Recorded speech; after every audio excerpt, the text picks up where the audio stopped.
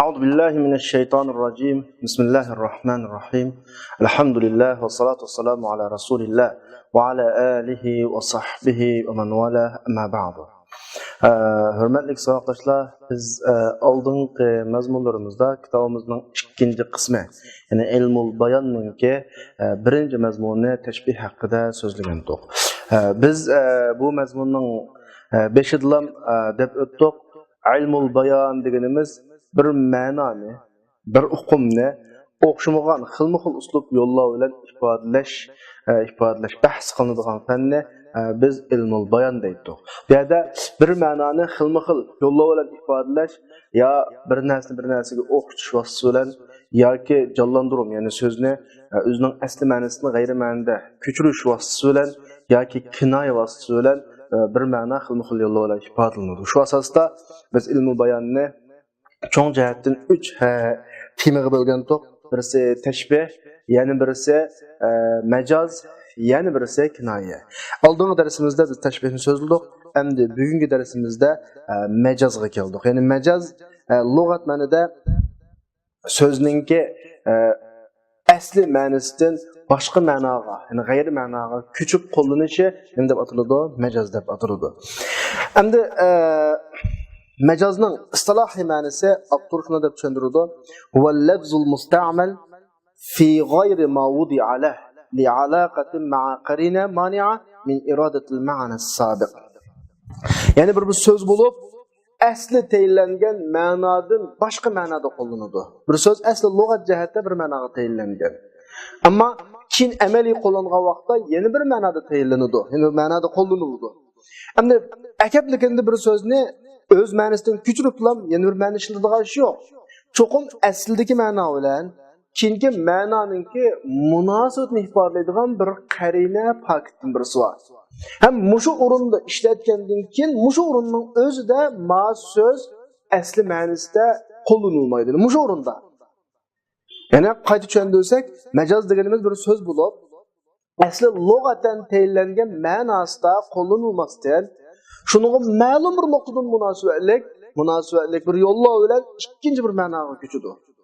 İkinci bir ma'noda qo'llaniladi. Mush ikinci ma'noda qo'llanilganlikning bir dalil fakti bo'lib, bu fakitga asoslanib aslidagi ma'noni iroda qilib bo'lmaydi. Mana biz buni majoz deymiz. Masalan, bir telefon qilib, "Ne ketib borsa, nima ish qotsa" desa, bizning Arslan bilan birga bir ketib boramiz deymiz. Arslan degan bu shir. Şirinin balası yoki shirini ko'rsatadi. Adam shir bilan bir yerga bog'lanmaydi, o'ltirib qop qololmaydi. Bir yerga ketib boramiz degan gapning o'zidan, bu yerda arslan degan so'zningki asli ma'nosi to'rt putliq, yirtqich hayvon bo'lsa-mu, lekin bu yerda qo'llanilgan ma'no insonlar bilan birga yashaydigan bir inson ekan degan uqum bilan yana o'ylanib baqsaq, shir degan, yo'lvos degan, Arslan degan botirlikning simvoli. Cho'qimi botir odam bilan birga ketib o'tibdi deydigan bir uqum shaklini. Bu aloqa biz hozir ilmiy nuqtada o'g'ach, bir ilmiy nuqtadan hammani ezib, inchikilab davatgan bilan amaliyotda bir til egisida normal bo'lgan ifoda bu. Yani üzümü tuymasdan nurgun sözlerini asli ma'nosidan ko'chirib, g'ayri ma'noda ishlatamiz. Amaliyotda biz o'zimizning tilda qo'llanilgan shu uqumlarni biz farq etmaymiz, diqqat qilmaymiz. Ammo biz hozir arab tilini o'rgatamiz. Arab tilidagi mushu nuqta biz o'rganmoqchi bo'lgan, biz ma'nosini chiqarmoqchi bo'lgan Qur'oni Karimda ko'p qo'llanilgan bo'lg'achqa, biz shunga mayada buni qanday qilyapmiz, bahs qilyapmiz. Qaytadan kelaylik. Majoz degan nima desa, bir so'z bo'lib, asli lug'atan tayinlangan ma'nosidan g'ayri bir ma'noga, ikki ma'noning o'tirdigan ma'lum bir aloqa vositasi tufaylidan ko'chirib ishlatiladi. Va ko'chirib ishlatilgan mushu vaqtning o'zida aslidagi ma'noni mushu o'rindan iroda qilishga bo'lmaydigan bir qarin dalil faktor misol. Mana buni biz nima deymiz? Majoz deymiz. Ana avtor shunday aytadi: "Va huwa lafzul musta'mal fi ma wudi'a lahu." O'zi asli tayinlangan ma'noning g'ayrida qo'llanilgan so'z. Li alaqatin ma'lum bir munosabat aloqa tufaylidan ma'a qarinatin mani'atin bir dalillanki aslidagi ma'noni iroda qilishdan qanday qiladigan, cheklaydigan. Masalan deyli, biz bir odamningki so'zlishining naydi pasi, ig'izdan chiqayotgan gaplarning intayin mo'l mazmunini ifodalashlar. Tabii bu Uyg'ur tilida o adamning ig'zidan unchi to'kilib turadigan odam ekan-ku deb qo'ydigan gaplar bor. Hech kimning ig'zidan amaliyotda reallikda unchi to'kilmaydi. Ig'iz degandan unda bir narsa chiqmaydi. Uncha degan so'z asli rivoyat mundaligi qimmatli bir isil bibaho bir moddaga buyum ishlatiladigan narsa. Ammo bu yerdan uning ig'zidan chiqyotdi degan bir jumlaning qarinisi bilan reallikda odamning ig'zidan uncha chiqmaydigan bo'lg'achqa bu cho'qim bu odamning ig'zidan chiqayotgan narsa unchaga o'xshash qimmatli bir narsa ekan deydigan bir o'qimni bizga beradi. Demak, uncha degan so'z asli lug'at ma'noda qimmatli bebaho buyumga tayinlangan bo'lsa, lekin mushu jumlaning o'zida qimmatli bunda mazmunliq, ahamiyatli, foydali so'zlarga qo'llaniladi. Hamma yerdagi ig'izdan chiqyotdi degan qarina bilan aslidagi ma'noni iroda qilib bo'lmaydi. Mana buning o'zi nima? Majaz. Shunga turdi durar. Durar degan so'zga o'xshash. Al-musta'mala bu durar degan so'z pasi. Pasi. Mazmunliq so'zlar degan ma'noda qo'llanilgan. Masalan, turing sizning misolingizda fulanun yatakallam bid-durar. Falanaxunning ig'zidan unchi chiqadi. So'zlasa unch so'zlaydi deganda gapda fa innaha mishadagi durar degan mazmun o'zi asli tayinlangan ma'noda g'ayri ma'noda qo'llanildi. Chunki bu so'z aslida haqiqiy unchi marvoyatga tayinlangan. Undan keyin fasohatlik, mazmunliq so'z degan ma'noga yetkazildi. Nimishqa u ikkisining o'rtasida go'zallikda bo'lgan o'xshashlik aloqasi yuzidan.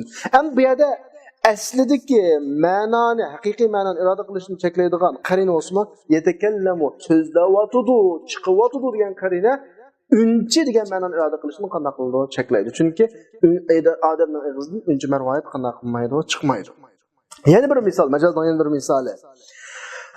Qur'oni Karimda Alloh yaj'aluna asabi'ahum fi azanihim degan bir oyat bor. Ular o'zlarining barmoqlarini quloqlariga tiqib oladi degan ma'noda asabi degan so'z lug'at ma'noda barmoqning uchidan tug'icha ma'urinni asabi deymiz. Endi bu mohiyatini o'ylab baqsak bu mumkin emas-da. Odamning quloqi har qancha o'tkazsa-mu barmoqni moyadan moyog'icha tiqatilmaydi ichiga. Anog'ida cho'qim maqsad barmoqning uchi demakchi. Anog'anda arabchada ma'ni anamil deymiz. Anog'ani asabi degan so'zning asli ma'nosi barmoqning butun holati. Ammo bu jumlada uning misli iroda qilindi, ya'ni juz'iy iroda qilindi. O'tirdagi aloqa qul juz'liq aloqa va quloqiga tiqib oldi degandan qarinisi bilan buning asli ma'nosini berib iroda qilolmaydi. Mana buning o'zi majaz. Ya'ni anamil degan ma'noda qo'llanilgan asabi degan so'zga o'xshash Allah subhanahu va taoloninki yaj'aluna asabi'ahum fi adhanihim degan so'zda. Fa innaha bu yerdagi asabi degan so'z musta'mala fi g'ayri mawdu'atla o'zi tayinlangan ma'noni g'ayrida qo'llanilyapti. Nimishqa shunda bir aloqani o'zininki anmila deganimiz, ya'ni anmila deganimiz barmoqning uchi deganimiz isbatninki nimasi bir juz'isi. Andog'anda kul juz'iyda ishlatiladi. Buning qarinasi nima bo'lsa, barmoqning tamomi bilan quloqning ichiga tiqib o'tishning mumkin bo'lmasligi bu bir misol. Endi biz majaz degan o'qimni sizlarga umumiy jihatdan tushuntirib bo'ldik deb qaraymiz. Ya'ni qayta bir kelsak, so'z asli tayinlangan ma'nosidan shunga munosabatlik, mayli qanday munosabat bo'lsin, sal turib uning munosabatining turlarini ayiramiz. Qanday munosabat bo'lsin, aslidagi ma'no bilan munosabatlik yana bir ma'noda qo'llaniladi. Va qo'llanilgan mushu jumlaning o'zida aslidagi ma'noni iroda qilishdan, aslidagi ma'noni qo'llanishdan cheklaydigan bir dalil bor. Mushu holatni biz deymiz majaz. Ya'ni uyg'ur tilida jonlantirim deydi o deyma. Ya'ni so'zni asli ma'nodan ko'chma ma'noda qanday qilish, qo'llanish deb ataladi. Endi biz mishakaga vaqtida majazning turlarini va o'tirdagi aloqa, munosabat sababli majazning har xil shakllarini sizlarga gapirish majburmiz. Majaz cho'ng jihatdan ikkiga bo'linadi. Majaz lug'aviy, majaz nemo aqliy. Majaz lug'aviy deganimiz biz bu yerda ikki misol keltirdik. Hammasi majaz lug'aviy. Ya'ni so'zning lug'at ma'nosida asl tayinlangan ma'noda qo'llanilmay, yeni bir ma'noga qaraydi. So'zlarningki majazliq, so'zning ma'nosidagi majaz. Ya'ni majaz so'zning ma'nosida bo'lgan majaz. Aslida ma'no, ikkinchi ma'no. Ikki ma'noning o'tirib yuz bergan majazni majaz lug'aviy deymiz. Majaz aqliy deganimiz isnodda bo'ladigan majaz. Ya'ni bir fe'l asli ma'lum bir zotninki fe'li. u fe'l ma'lum bir shaxsga yoki ma'lum bir egasiga qanday qilib isnot qilinishi kerak.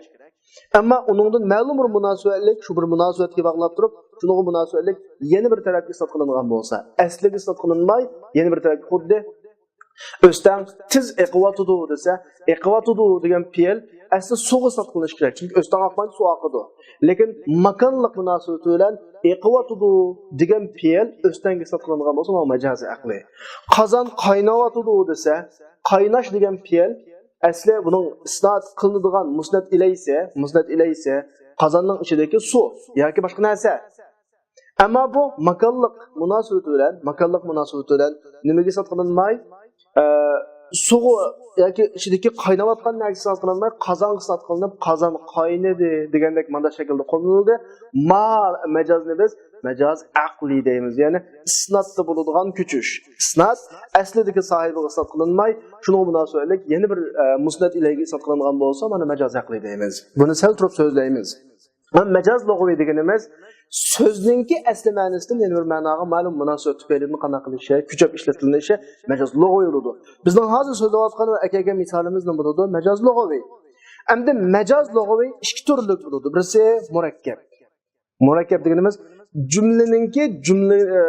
bir jumlaningki aslidagi ma'nosida g'ayri ma'noda qo'llanilishi. Mana jumla, ya'ni cho'ng bir hay'atlik holatni ko'rsatadi murakkabda.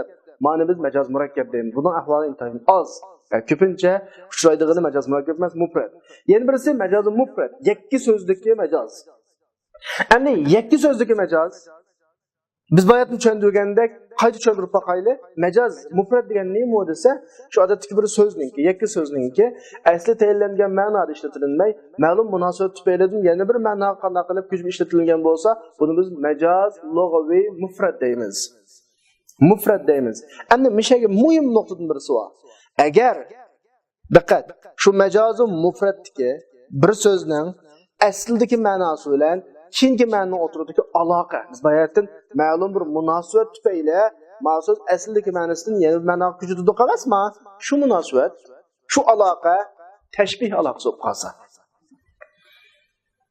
So'zning aslidagi ma'nosi bilan keyingi ma'nosiga o'tiridagi aloqa tashbih aloqasi bo'lib qolsa, bundaq majozning ismi isti'ora bo'ladi.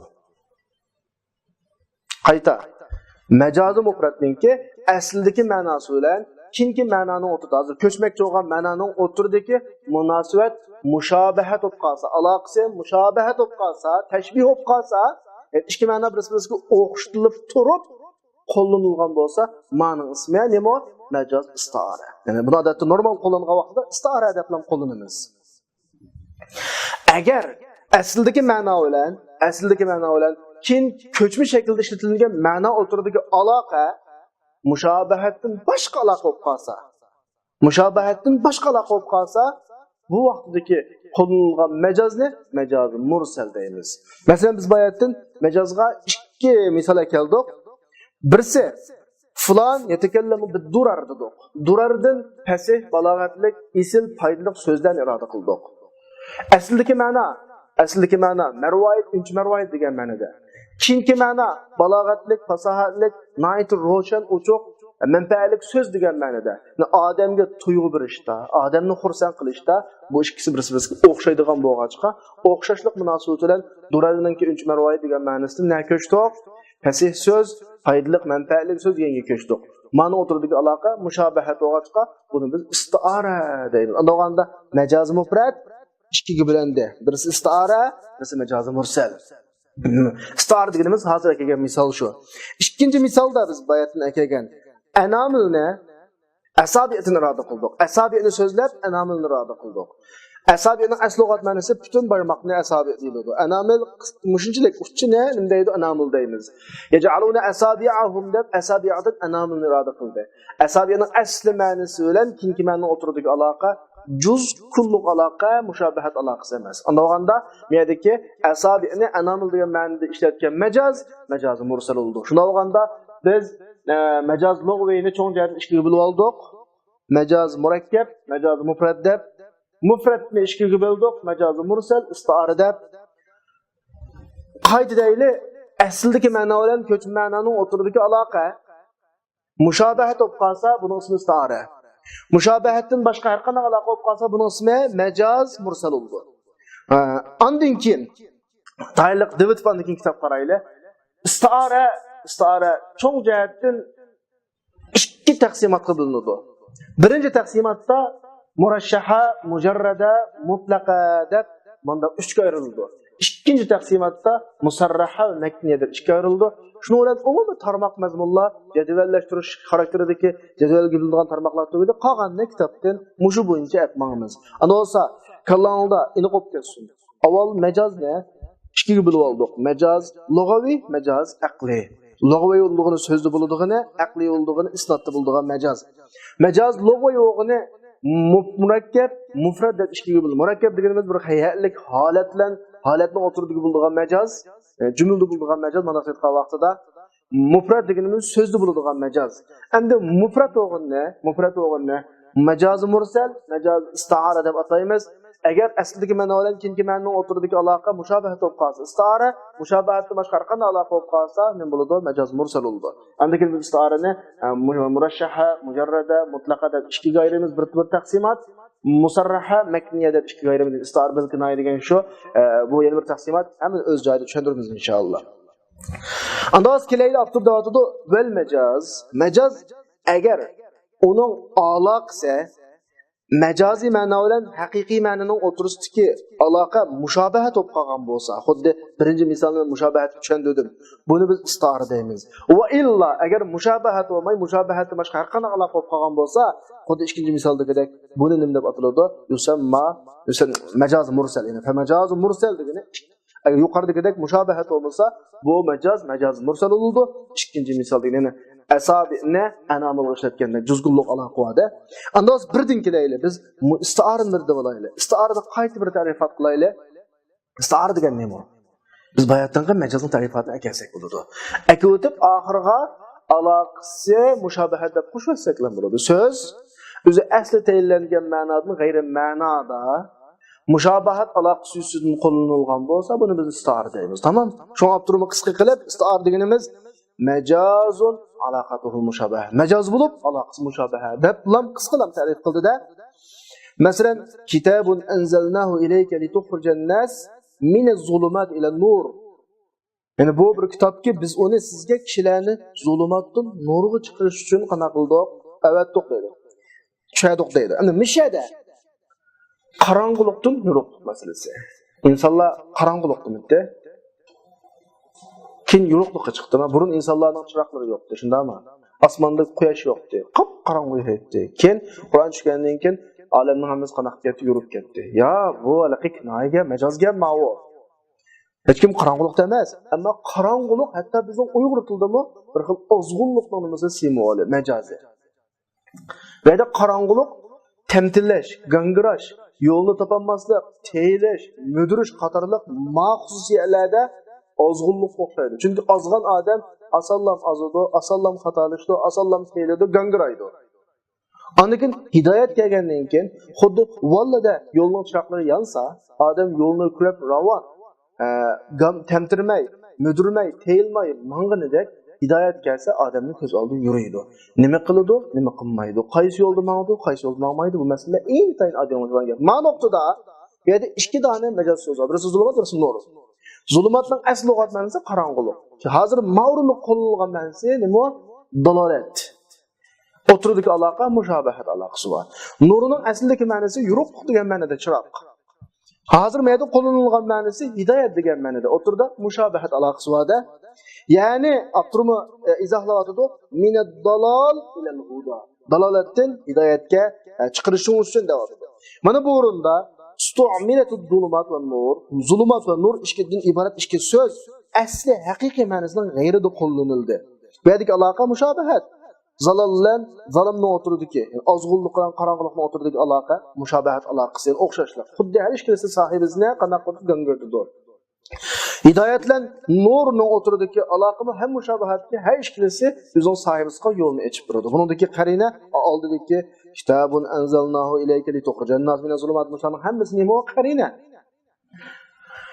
Endi diqqat qilsak istiarada biz muhim bir halqadan birinde dedik. Aslidagi ma'no bilan keyingi ma'no o'tiridagi mushabaha deganimiz, ya'ni tashbih va degan. Istiaraning asli, istiarani asliga qaytarsak mushabbahun bih asli bu. Şu an turda istiaraning aslisi tashbih bo'lib, uning ikki tarafidan birisi tashlangan va vajh shabah tashlangan, odat tashbih tashlangan. Masalan, biz oldingi soatlik misolda Muhammadin kal asad deb tashbih qurgan. Endi biz buni majoz shakllantirsak, mana shakllantiramiz. Al-yawm la'ibna al-kura ma'al usud. Biz bugun arslanlar bilan top o'ynadik.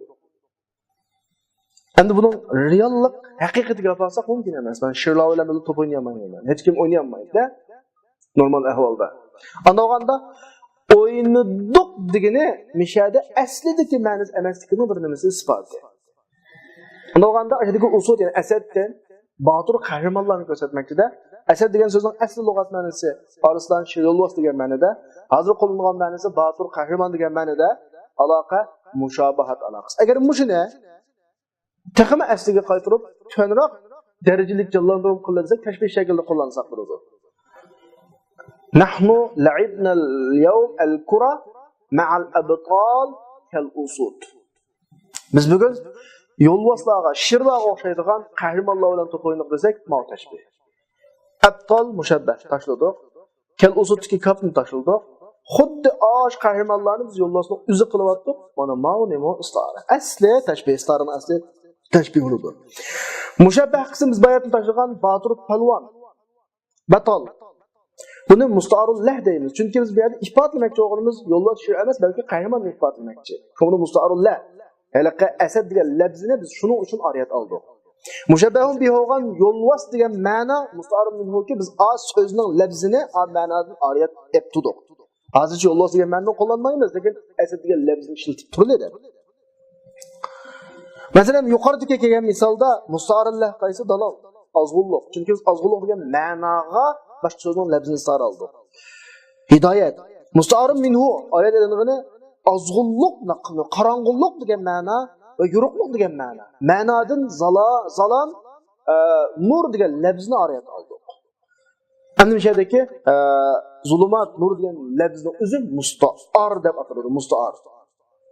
Ammo shuni zalam bilan nurni dalal bilan hidoyat ishlatganlik istiara deb ataladi-da. Xo'sh, istiara to'g'riliq balkim tushunchani oydinlashdi. Va tanqasimul istiara ila musarraha aslındaki asos qarasanglar va ila makniya. Istiara biz ikkiga bo'lamiz. Birisi istiara musarraha, ya'ni ro'shan ochiq istiara, yana birisi makni istiara bil kinoya aralash istiara degan bo'ladi.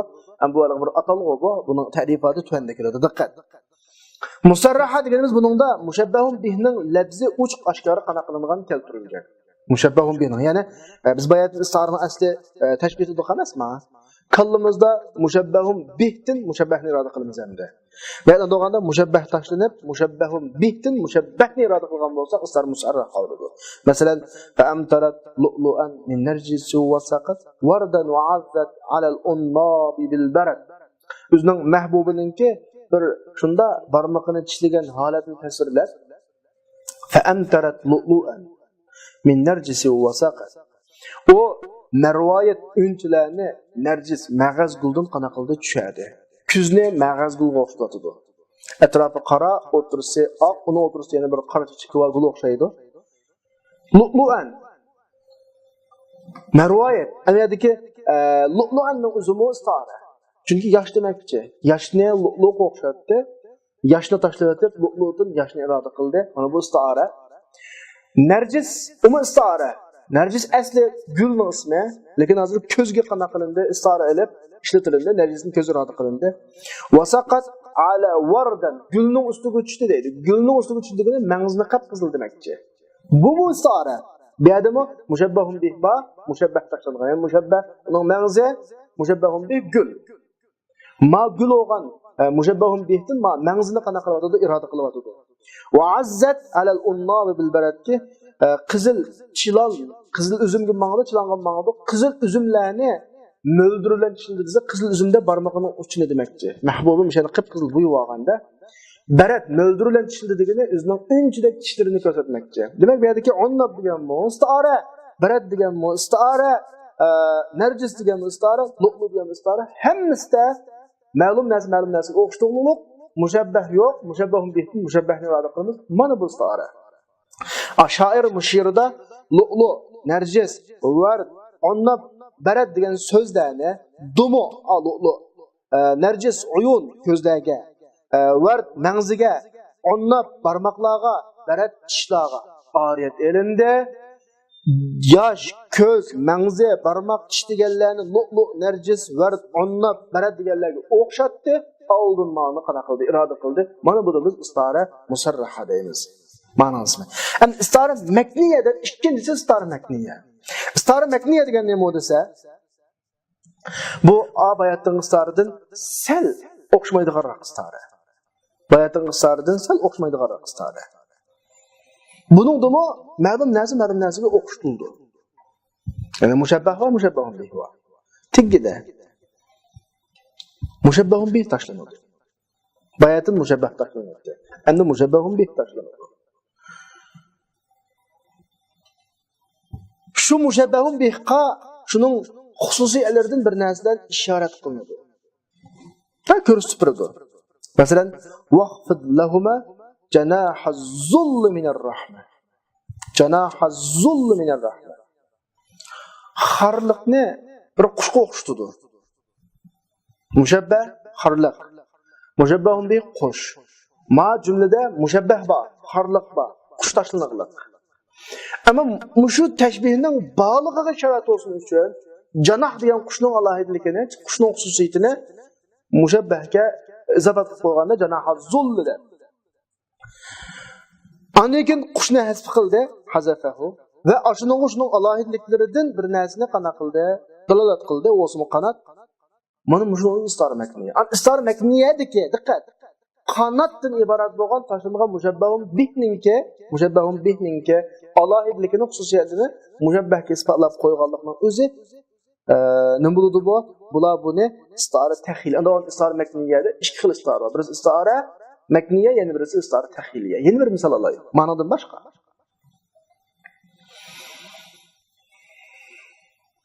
Wa anshabatul maniyatu azfaraha. إذا أنشبت المنية أزفارها هذا بالشيروا مش مسلانوزدا أنشبت قاد دين جمع ترناقن çıkıştırıldı. المنية ölüm أزفارها tırnaklarını çıkarsa da vardı. Yani bunu tesirlerler sonra hayali bir kallanlı bir tesirler takınlar. Şair boğurunda ölümne bir yırtqıç ya burkutga o'xshash qushlarga yoki yo'lbars shirga o'xshash yirtqichlarga o'xshadi da.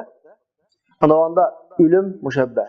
Ana shu yirtqich bo'lgan shir nima mushabbahun bih. Uni tashlab o'tdi. Esingda bo'lsin, mendagi maniyat iroda, shir iroda emas, o'z iroda. Faqat bir narsani xiyol tasviriy holatda qilishda bu. Ondan shirninki azfar degan tirnoqlarini kimga isbotlab qo'ydi maniyatga. Buni ma'no o'zi istara makniya bo'ladi. Azbarni kelib maniyatga isbotlaganligining o'zi istara nima? Taxil. Istara taxiliya degan gap fantaziya istarasi degan. Amaliyotda ilm deganning tirnoqi yo'q buningki. Mana shu ko'makli ilmning tirnoqini. Fantaziyalik istara makniya bo'ladi. Istara makniya deyishning sababi chunki bu yerda hech narsani bir narsaga o'xshatib mushabbah tashlanib, mushabbahun bihdan mushabbah iroda qilmagan ish yo'q. Ya'ni istara degan asli bir so'zdan yana bir so'zni iroda qilish. Bu yerda unda ahvol yo'q. Maniyat iroda yo'llas iroda emas. Chunki tasvirlamoqchi bo'lgan ham ilmning noyatlig'i, yetishganligini tasvirlamoqchi bo'lib, davotida bu gapni so'zlangan iboratmi maniyat ilm, iroda qilinganmi ilm. Faqat bu yetqushlarga o'xshatilib, yetqushning alohidliklari bunga isbotlandi. Mushuni o'zi istara, ash isbotlash istara taxiliya. Istara bilkinay temasi istara sohasidagi cho'ng tema bu. Endi bu yerdagi bir abzas bilan istara bilkinaya tafsiliy holatda sizlarga nisbatan oydinlashmaydi. Ammo sizlarning navbatga saviyanglar, kitobning sizlarning navbatga saviyanglarni asos qilishida mushunchalik yetarli deb o'ylaymiz. Qolgan istara bilkinaya to'g'riliq texnik tafsiri keng mazmunni inshaalloh keyingi ikkinchi kitoblarda so'zlaymiz inshaalloh. Ma'lum bir taqsimot. Istara mush nuqtadan ikkiga bo'linadi. Istara musarraha, endi istara makniya. Tamam, bu tugadi. Endi istara yana yana bir nuqtadan istara asliya, istara nima?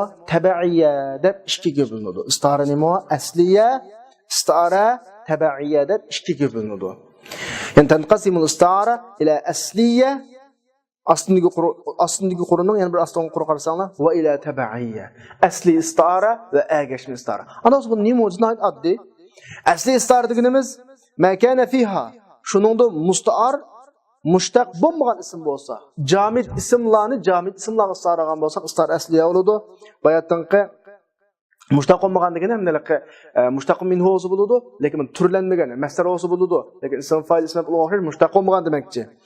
Mushtaq bo'lmagan ismlar bo'lib qolsa, istaralangan so'z istar asliya bo'ladi. Zalam, dalalga istara oldik, bayashunga o'xshash, nurni hidoyatga istara oldik. Tabiiyya deganimiz bu istaradagi mustar fil yoki harf yoki mushtaq ism bo'lib qolsa, bu tabiiyya bo'ladi. Masalan, rakiba fulan katifay g'arimihi. Falanaxon o'zining qarzdorining gadinga toza mindi deydigan gap bor arablarda. Ham bizda laqa shunga o'xshagan bir gap bor. Fulanning ashu, masalan, falananing uyga toza bir tutibdi, uning gadindan pulni berdi deydigandek-ku. Amaliyat gadindan tutmaydi, oldida ching turib olgan, isroq qilib turib olgan narsa deb ifodalaydigan gap. Katifay, masalan, rakiba fulan katifay g'arimihi desa o'zining qarzdorininki gadinga mindi desa, rakibadagi asl lug'atmanda ikki putni eptib mingan deyiladi. Lekin bu unda qilmoqlik faqat kinoya masalasi. Ya'ni iroda qilingan ma'no rakibadan lazamahu mulazamatan shadidan. Ching turib oldi degan gapdi. Biz Uyg'ur tilida ching turib olganni berib o'ltirib oldim toza deydigan gap. O'ltirib olmaydi hech kim. Ba'zi o'ri turdi, ba'zi paranglishidi, mangidi, ammo ashad ketmay turganni, lazamahu degani ching turganni ifodalaydigan gapda buning o'zi pildi bo'lgan istarilar. Ulaika ala hudan min robbihim. Hamda ala hudan min robbihim deganga ala asli lug'at ma'nosida bir narsa ustiga chiqib turganni ala deyildi. Ular Robbidan bo'lgan bir hidoyatning ustida turdi degan gapmi? Yo'q. Bu faqat hidoyat to'liq ularningki vujudiga singib ketib bo'lganligini.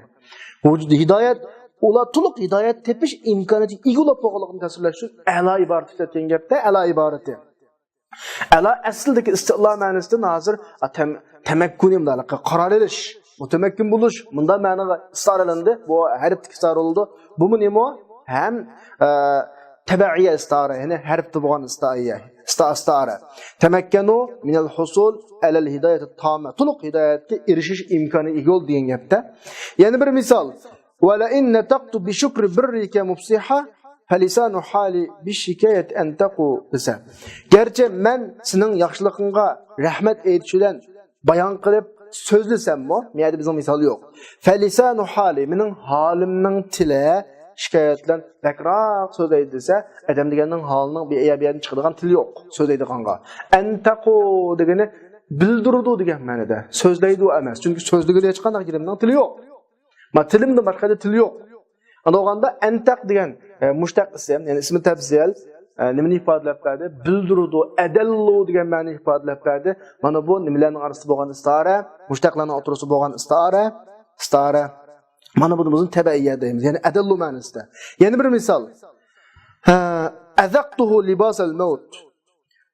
Men uningga o'limning kiyimini tetitib qo'ydim deydigan gap. O'limning kiyimini tetitib qo'ydim degan gap. Ya'ni azaqa degan gap, bunda yemeklik bir narsani kelib ig'izga tetitgan bo'lsa azaqa bo'ladi. Bunda bu o'limning kiyimi debmi kiyim yo'q amaliyotda. Bu bir xillikqa nima demakchi albastuhu iyaha ko'gizib qo'ydim degan ma'noni ifodalab kelgan gapda, masalan bu. O bunda ish qilganning dardini toza tetidi deb qo'yamiz. Dardni tetimaydi odam, tetishgan tilning gapi asli. Bumi pillada yuz beradigan nima? Istara bo'ladi. Mandaq istarini istar tabiiyya deymiz. Demak, xulosalasak istara o'zining tepiladigan so'zlarning tarkibiy nuqtasidan ikkiga bo'linadi. Birisi asli, ya'ni mushtaqqun minhu, bunda mushtaq emas, mushtaq bo'lmagan ismdan boshqa yerda tepiladigan ismlar tepiladigan mandaq istarini istar asliya deymiz. Pillarda, harflarda, mushtaqlarda tepiladigan mandaq istarini istar tabiiyya deymiz. Bu bir taqsimot. Ikkinchi taqsimotda istar yana murashshaha, mujarrada, mutlaqa deb nechaga bo'linadi? 3 ga bo'linadi. Endi bir nuqtani aslanglar shuni bilishning oldida biz devalli istar deganning tigga tashbih. Bir narsani bir narsaga o'xshatib turib, mushabbahni tashlab mushabbahun bihdan mushabbahni iroda qilamiz. Qattiq shu narsaning shu bo'lib ketganligini ifodalash, tashbihdan yuqori bir darajamda bu. Bu yerda tilga ilinayotgani mushabbahun bih, iroda qilinayotgani mushabbah. Bu yerda tashbih qanchalik yushirilsa, isti'araning darajasi shunchalik eshidi. Agar jumlada mushabbahun bih munosabatlik bir narsa tilg'ilinib qolsa, so'zlanib qolsa, bu yerda mushabbahun bih tarafi kuchlanib, mushabbah tarafi ojizlashgan bo'lg'achqa tashbih qattiq tuyanchakka tushadi. Tashbih qancha untilib, qanchalik tuyanchakka tushsa, isti'ara kuchi shuncha eshidi. Mana biz murashshahan kuchli bo'lgan isti'ara deymiz. Agar mushabbahun bihning munosabatlik mazmunlari so'zlanmay jumlada, mushabbahninki munosabatlik mazmuni so'zlanib qolsa, isti'ara tashbihi bayqilib qolgan bo'ladi. Tashbihga ishorat qilib qo'ydigan belgi chiqib qolgan bo'ladi. Tashbih isimiz kelib qolgandan keyin ham isti'araning kuchi tuvallaydi. Buni biz mujarrada, ya'ni xoli deymiz. Uchinchisi, aning munosabatlik hech qanday bir taraf so'zlanmagan, ma'noga munosabatlik hech qanday taraf so'zlanmagan, mushabbahun bih hamma ta'kiddan yoki har qanday bir qarinadan xoli asosli jumla tilg'ilingan bo'lsa, buni biz mutlaqa deymiz. Kelayli murashshah deganimiz vahiya murashshah deganimiz ma'zukira fiha shunday bir istariki buningda mushabbahun bihqa munosib qildigan munosabatlik mazmunlar tilg'ilingan bo'lsa. Masalan, ulaikallazina ishtarawud dalalata bil huda fama rabihat tijaratuhum. Ma'dagi asl istara ishtaroda. Ilim setim bir hidoyatni dalolatga erishadigan mal emas u. İştara degan fe'lning asl lug'at ma'nosi satdi. Lekin bu yerda hidoyatni qo'ldan berib, dalolatni ib qolganligini satdi deb tasvirlayotdi Alloh. Bu isti'ara bo'ladi. Asl lug'at ma'nosi istabdala ma'nosida. Ammo mushabbahun bih bo'lgan asli ma'no setish, setilish masalasi. Keyingi ma'no almashtirish. Ammo oyatning oxiriga qarasak, fama rabihat tijaratuhum deb foyda topdi, tijorat degan gaplar bo'lgandan keyin xuddi bu yerda istiarada tashbih yo'qdek. Asli shu ishtara degan fe'l asli ma'nosidagidek bir xil tashbihni unutuldirish holati shakllangan bo'lg'achqa, tashbih qancha unutildirilsa, istiara shuncha kuchaydigan gap. Ma'ni biz murashshaha deymiz. Ya'ni ishtira deganimiz istibdolga istiaralangan, ammo ribhi tijorat deganlarni so'zlash dal oshuna qanaqa qilganlik qiladi, kuchlantirganlik qiladi. İkincisi mujarrad dedik. Mujarrad degan nima desa, mushabbahning muloimi tilg'ilingan degani, shu munosabatlik mazmunlar tilg'ilingan, mushabbahning munosabatlik mazmuni tilg'ilingandan keyin tashbih bu yerda chiqib qoladi. Tashbih chiqib qolgan siri istiaraningki nimasi tushadi, darajasi tushadi. Masalan, fa azaqahullohu libasal ju'i wal xawf. Alloh uningga deydi, ochliq va xavfningki kiyimini qanday qildi, tetitdi. Azaqa degan fe'l tetitish, keygizishga o'xshatilib turib, azaqadan albasa iroda qilgan baytaga chiqqan to'q. Bu yerda musta'arun min mushabbahun bi keygizish, mushabbah tetitish, mushabbah keygizish. Libos degan gapning o'zi dal mushabbahga munosib taraf bo'lg'achqa, aniqlar bu yerda tetitib qo'yilgan, ko'rsatib qo'ydi tashbihning baliqini. O'ganda ma'ning istiarning ifodalamak bo'lgan darajasi aniq qilgan vaqtda kuchlanish darajasi tushadi. Ma'ni biz mujarrada deymiz. Yani libas insanni yo'gaydigan narsa istaralanda och va qo'rqinchli vaqtda. Izaqa dal ashuni tez. Andog'ani men bayatım azaqani albasa masalasini tilg'abdimi, lekin Abdurrahmon tushuntirilishida libas deganda masalan, libas qo'rqinch, bunda odamni qo'rishib olgan qo'rqinchga istaralanyapti. Odamni butunlay yo'gab ketadigan qo'rqinchni libasga o'xshatibdi. Libas mushabbahun bi aw mushabbah azaqa degani heliqi mushabbahninki munosabatlik bir fe'lisi avu ma'nodagi tashbihni ustiga chiqarib qo'yaqliq. Shuni bilan buningki istiarlik mundalaqa darajasi to'laglik. Bunday holatni biz nima deymiz? Mujarrada deb ifodalaymiz. Uchinchisi mutlaqa deyiladi. U o'simi uni bilan hech qanday bir munosabatlik mazmun tilg'ilinmagan ya aning ya ma'ning. Yanquduna ahdalloh. Allohning ahdisini buzudu. Allah'ın ahdisini buzudu dese ne kadar bir narsani chuvish degan ma'noda. Madaki ahdalloh xuddi bir og'amchini chigib bulib chuvg'onga o'xshash bir narsaga oriyat ilinadi hamda. Oriyat ilinadi. Naqada degan fe'l bundaqa ahdiga xiloflik qilish degan ma'noga oriyat ilingandan keyin buzush, naqada degan buzush mushabbahun bi ondan keyin xiloflik qilish mushabbah. Bu yerda majmulda ya aninki ya ma'ninki munosabatlik mazmunlari yo'q. Şundan mayadagi elingan istarani biz nima deymiz? Mutlaqa deb mana deymiz. Xolos. Hamda istarani murashshaha, mujarrada deb mana tilga olishning e'tibori faqat istar qayn bilan tamom bo'lib bo'lgandan keyindigini istarani isbotlab bo'lib, ondan keyin nima demoqchi o'g'ini?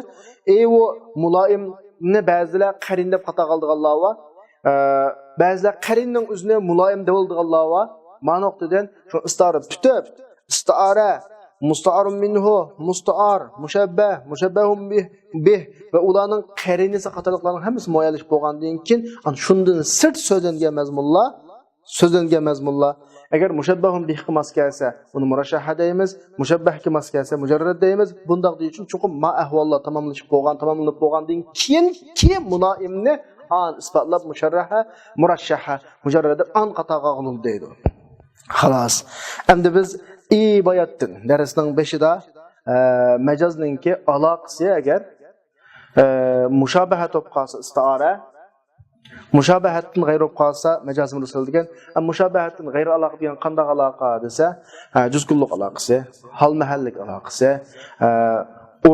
o'rinning ishidagi ahvollik aloqasi va shunga o'xshagan sabab musabbablik aloqasi sabab musabbablik ya'ni sabab natijalik aloqasi degandek ish qilib munosabatlan bo'lsa shu munosabat mushabahatdan boshqalan bo'lsa shu munosabatga tayinib aslidagi ma'nodan keyingi ma'noga ko'chagillan bo'lsa buni biz nima deymiz? Buni majaz mursal deymiz. Shu avtorda aytadi majaz mursal deganimiz bir majaz bo'lib buning aloqasi mushabahatdan boshqa. Masalan sizning so'zingizdagi sababiyatlikka o'xshashki azumat yadu fulan ayndi. Falonininki yadi bilan qashimni katib ketdi desa, yad degan gap bunda aloqa Uyg'urcha ifodalasak hamda siz yo'q vaqtda faloni o'zining qo'lini sunibdi deb beshimizni silabdi dedi. Hech kimning beshini silmaydi, birsiga qo'lni sunmaydi. Masalan, hech kim bu faqat nima desa, qo'l degan gapni aniq qilayotgan yordamlariga istoraladigan gap.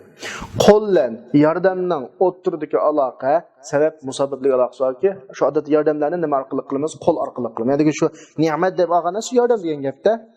Ikkinchi musabbabiyatlik natijalik aloqa Amtarat sama va nabatan desa osmon bizga o'simliklarni yog'dirib berdi desa, amaliyot osmon yog'dirdig'ini yomg'ir. Yomg'ir. Nabat degan so'zni yomg'irga nima oldik? Majaz oldik. O'tirdik aloqa yomg'ir sababi nabat yomg'irning natijasi. Ya'ni mataran degan gap bu yomg'irdan o'simlik sabab bo'lib unib chiqadigan gap. Uchinchisi juz'iyalik aloqa ursilatul uyun litattali ala ahwadil adu. Ko'zlar düşmanning ahvolidan xabar tepish uchun avatilsa ko'zlar degan gap adamning ko'zi ikki ko'zni menga sen badiga bo'lmaydi bu chuqum jasus qilmangdi lekin jasus degan ma'no bilan aslidagi ko'z degan ma'noni o'tirdigan aloqa juz'iylik aloqasi borki ko'z jasusning nimasi juz'iysi ya'ni ma'lum bir qismi asosiy qismi ma'lum juz'iylik aloqa Veya kulliyetlik alakası var, yani kulluk alakası. Mesela yec'alun asabi'ahum fi azanihim dese asabiyetin enamını rada kıldık. Bayatın kadar alaka asabiyetgen enamının mesela kul suludur bunda. Yani enamıl diyen ya ki ötmüşün itibarı kılış. Ötmüş itibarıyla işte sözlerini mecaz şekilde işletimiz bir itibar. Mahkan diyen ötken zamandaki ötmüşün itibarı kılışlar.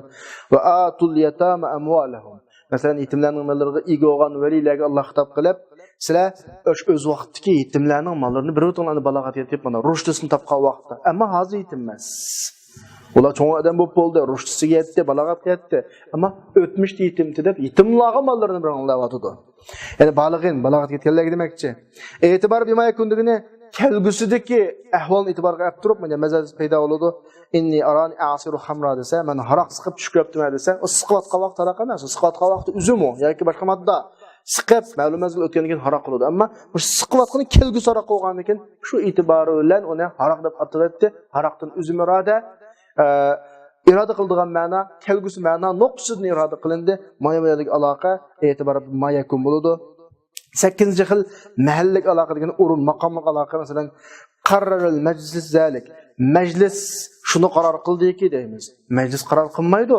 majlisda o'tirgan yig'in ochdiganlar majlis ahli qaror qiladi majlisdan majlis ahlini rad qilamiz o'tirdik aloqa mahallik aloqa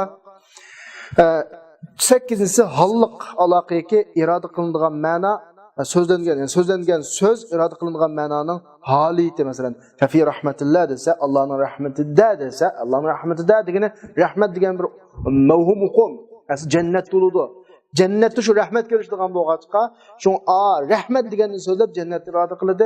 Jannat bilan rahmatning o'tirdik aloqa, halliq aloqa. Ya'ni shu rahmat deganga jannatda bo'lgan bir xil holatni ko'rsatadi. Mana bu yuqoridagi 8 bir xil misol tariqasi keltirilgan ahvollar, bundan boshqa nurg'un aloqa sabablari bor, ammo o'zimiz bayqasak bo'ladi shularning hammani. Xo'sh. Endi biz majozni dastlabdan ikkiga bo'lgan. Birisi mufrad, birisi murakkab.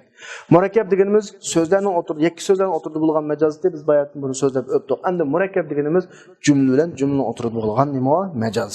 Ya'ni bayatning ta'rifatni dal yakki so'z deganni jumlaga o'zgartirsak ham bo'ladi. Abturda o'tadi.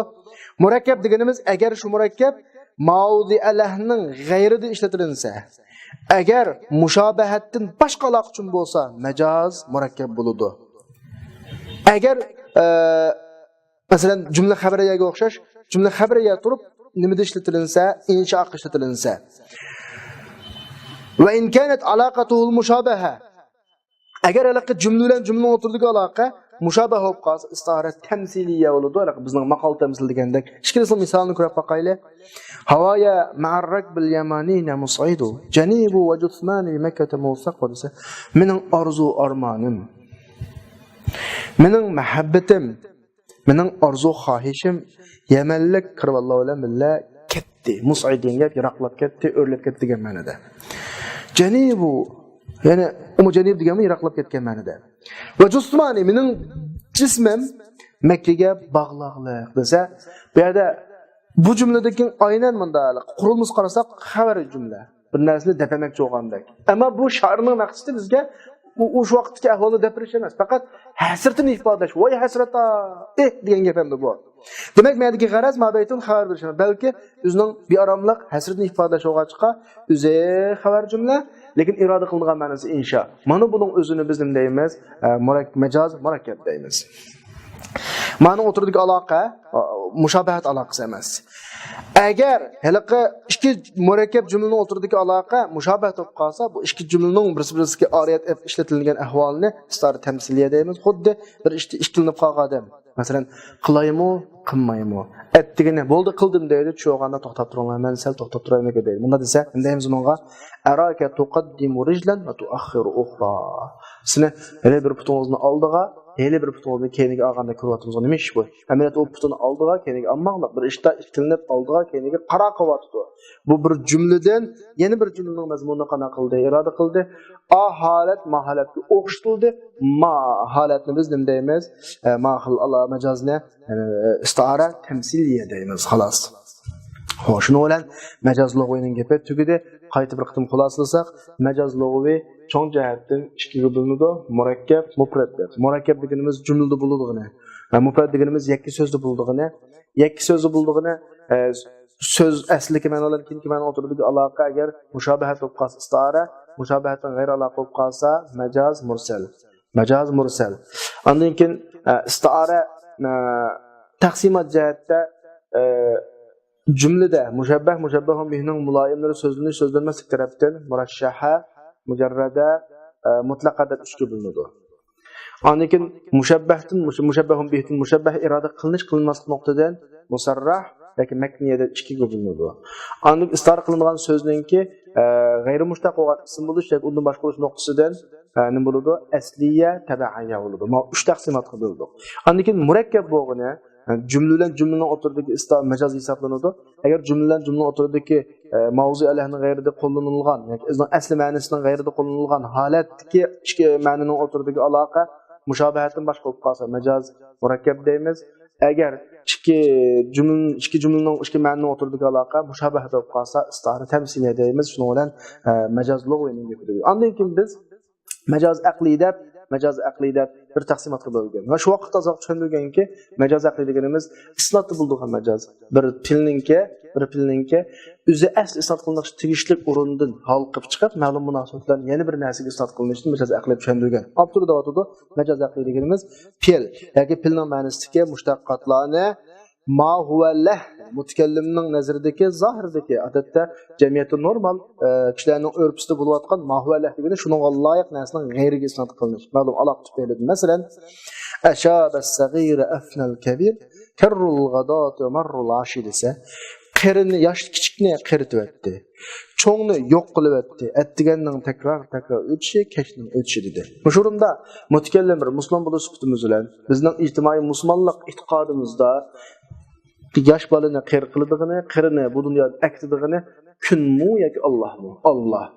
Lekin mayada bir xil sabab nuqsiga bog'lagandek, mush atdigan kech takrorlanib, yillar o'tib, oylar o'tib, o'lib ketdi degandek sabab nuqsiga bog'lab turib, iza isnatni, ashaba, afna degan filning isnadini nagis isnat qilib qo'ydi, karrul ghadat, marul ashiga, mana buni biz majaz aqli deymiz. Ya'ni fa inna isnad al-ishaba wal ifna.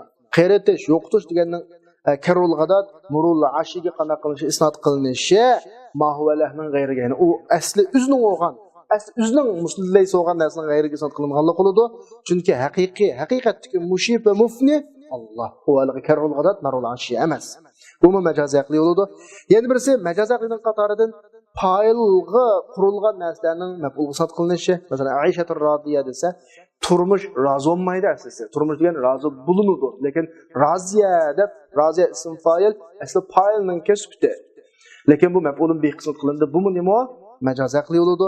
Yoki uning aksiki maf'ulga qurilgan, maf'ulning sifati bo'lgan narsa fa'ilga isnat qilinsa, saylun mufham deb qo'yamiz. To'shab ketgan sal deb qo'yamiz. Sal degan o'zi to'shmaydi. Lekin nima to'shidi? Jilg'i to'shidi. Masalan, bir chilakka suv quygan bo'lsak, "Voy, suv to'shib ketdi" deymiz. Suv to'shib ketdi deymiz. Suv to'shmaydi, chilak to'shidi. Tushish degan, tushib ketdi degan narsa asli fa'ilning xususiyati. Lekin biz uni maf'ulga isnat qilib qo'yamiz. Yoki maf'ulning xususiyati fa'ilga isnat qilib qo'yamiz-da. Ya'ni mufham toshquzul degan gap asli maf'ulning sifati, lekin sayl, suv, shuni isbotlab qo'yamiz. Bu fa'il bo'ldi. Bu mu o'zining asli isnat qilinish tegishli o'rindan g'ayri isnat qilingan bo'ladi. Bu mu majoziy aqli bo'ladi. Yana birisi masalaga isnat qilinib qo'yilgan ahvollar va jadda jidduhu. Onun şərifi, uluqluğu bək katta olub getdi desə, cəddə bu əsli uluqluğu katta olmaydı, şərifi katta olmaydı, ədəm üzü kattalaşqan gətdə. Bu ədəm qısat qılınğan cəddə, ciddi məsələ qısat qılınıb qoydu bu müşü. Zaman qısat qılınğan ahvallara naharuhu sayım, onun kündüzü rozdar, leyluhu qayım, keçisi qayım, kündüzü sayım, keçisi qayım desə, rozluğunu kündüzü emas, özü. Bu makan qısat qılınğan. Yakin o zamanğa makan qısat qılındı, Nehrun carın östən aqvatıdır deyimiz, iqvatını östən ama suddi məsələn. Lekin makan qısat qılındı. Səbəb qısat qılınğan ahvallarında əmir şəhərini qurub tutdu desə, əmir üzü verib bir dalıq kisək qədər nəhlini qoyub şəhəri qurmaydı. Faqat buyruğunu veridi, təlimatını veridi, bəs. Xalas. Şunu olan biz yuqarıdan şunda yakın geldik ki ve yu'lam mimma sabaq yuqarıdan şu bilindi ki məcaz lugvi sözlü buludu. Məcaz aqli isnatlı buludu. Məcaz lugvi sözlə oturusdu ki əsli məndən kinki məna köçüş əhvalı məcaz lugvi buludu. Pilning isnat ve pilning ma'nosidagi narsalarning isnodidagi aslidagi isnot qilishlik narsasini g'ayri isnot qilishlik narsaga ko'chgan bo'lsa, majoz aqli deymiz. Mushuni ayirib olsa qiladi saboqdoshlar. Xolos, shuni bilan majoz oxirlashdi, endi kinoyaga keldik. Endi kinoya asosan majozning ayriladi ikki narsa, lekin umumiy tarifatga o'xshash. Masalan, majozdami biz bir so'zning asli ma'nosini qo'yib, kinki ma'nini iroda qilamiz.